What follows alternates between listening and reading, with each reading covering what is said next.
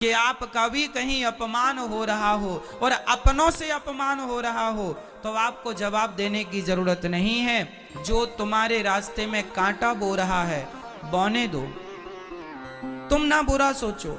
चलो यदि दक्ष ने अपमान किया, चलो मैं सिंपल भाषा में समझाऊं, आप लोगों ने माना कि मुझे गाली दी और मैंने भी आपको गाली दे दी, तो आप में और मुझ में अंतर क्या रहा? कुत्ते ने आपको काटा और आपने भी कुत्ते को काट लिया, तो फिर बताओ कौन कुत्ता, वो कुत्ता कि तुम कुत्ता? बोलो मेरी मां। सास ने आपको गाली दी और आपने भी सास को गाली दी, तो बताओ तुम दोनों में समझदार हम किसे माने?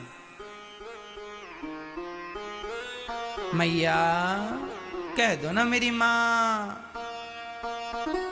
सास ने भी गाली दी और बहू ने भी गाली दी, इन दोनों में समझदार कौन आप बताओ? बोलो मेरी मां, कौन? सास समझदार है? ये मैया कह रही है सास समझदार है।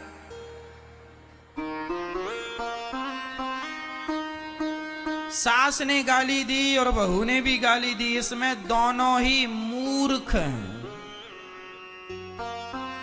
समझदार वो कहलाते हैं जो एक गाली दे और दूसरा चुप रहे, तो जो चुप है वो समझदार है।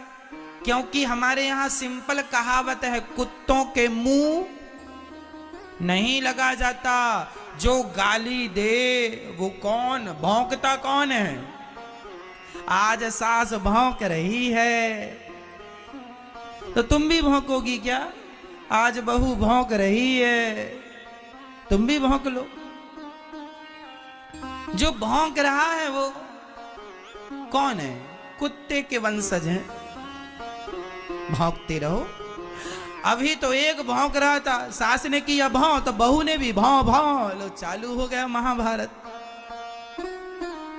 कौन समझदार इन दोनों में? कोई नहीं। इसलिए हम आपसे कहते हैं अपनी समझदारी का परिचय दो।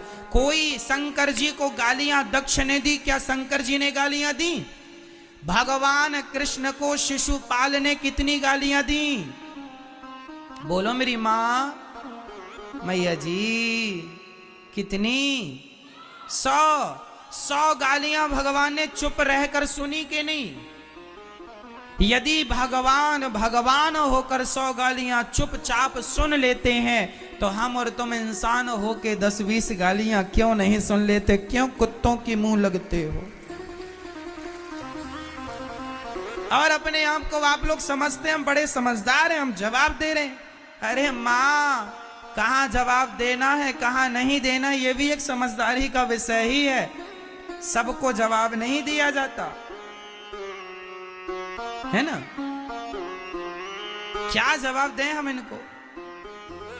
तुम ना दो, भगवान दे देंगे जवाब। जब तुझसे ना सुलझे तेरे उलझे हुए धंधे, तो भगवान के इंसाफ पे छोड़ दे ए बंदे। वही तेरी मुश्किल आसान करेगा, जो तू ना कर सका वो भगवान करेगा।